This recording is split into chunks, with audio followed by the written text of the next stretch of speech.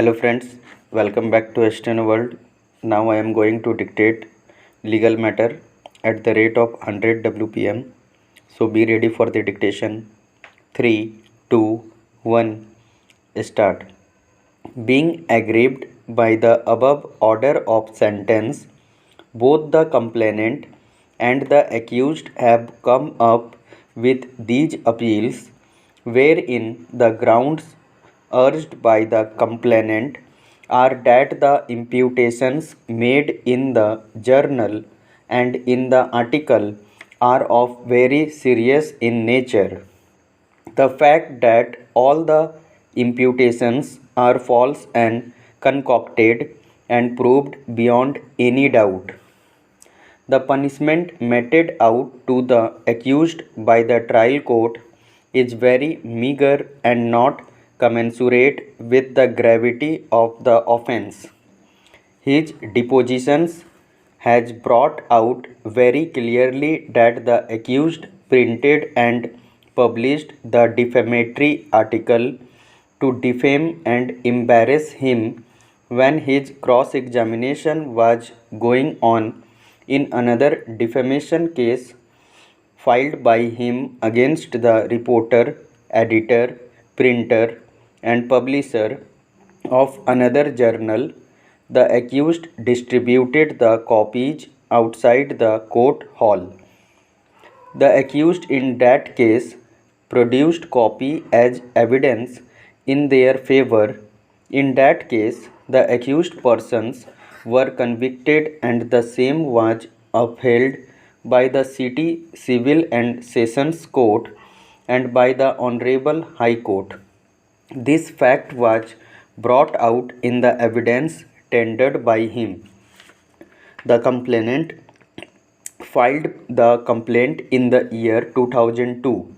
The trial court pronounced the judgment convicting the accused in the year 2005, but the accused has successfully delayed the execution of the punishment for the subsequent 15 years by misleading the courts and has not examined a single witness or produced a single document to substantiate the defamatory imputations made against him in the impugned article. A person who prints, publishes, and distributes a journal with circulation of 40,000 copies and who could engage very leading criminal lawyers before the appellate court and the high court could have very easily engaged a good and responsible lawyer to defend him before the trial court, but as a strategy to deliberately delay and thus to defeat his efforts to get justice, the accused avoided to cross-examine his witnesses and deprived the benefit out of it. In the process, the accused has caused enormous hardships, suffering, mental agony, and financial loss over a very long period lasting nearly 17 years. The conduct of accused therefore is highly deplorable and he has made a mockery of the judicial system. Hence, the punishment imposed on the accused deserves to be enhanced to the maximum.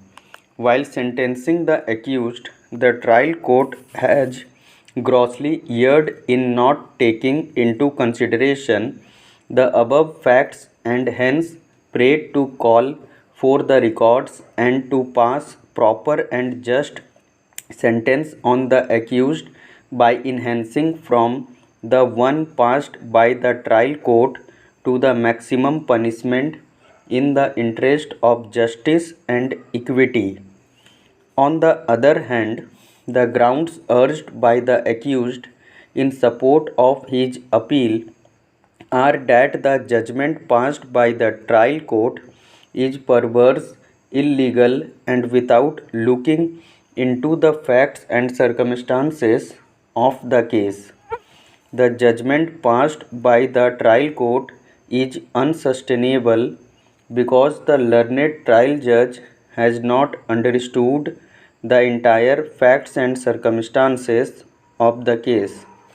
The trial court has not understood the exceptions given under Section 499 of IPC. He has cross-examined the complainant in length to elicit the truth in respect of duty and responsibility of a government servant. During the course of cross-examination of the complainant, several conspicuous points were raised since he is responsible printer, publisher and writer of a magazine. He, being a writer of magazine, should have made some investigative report. While making investigation in respect of the report, he understood the character and disposition of the complainant.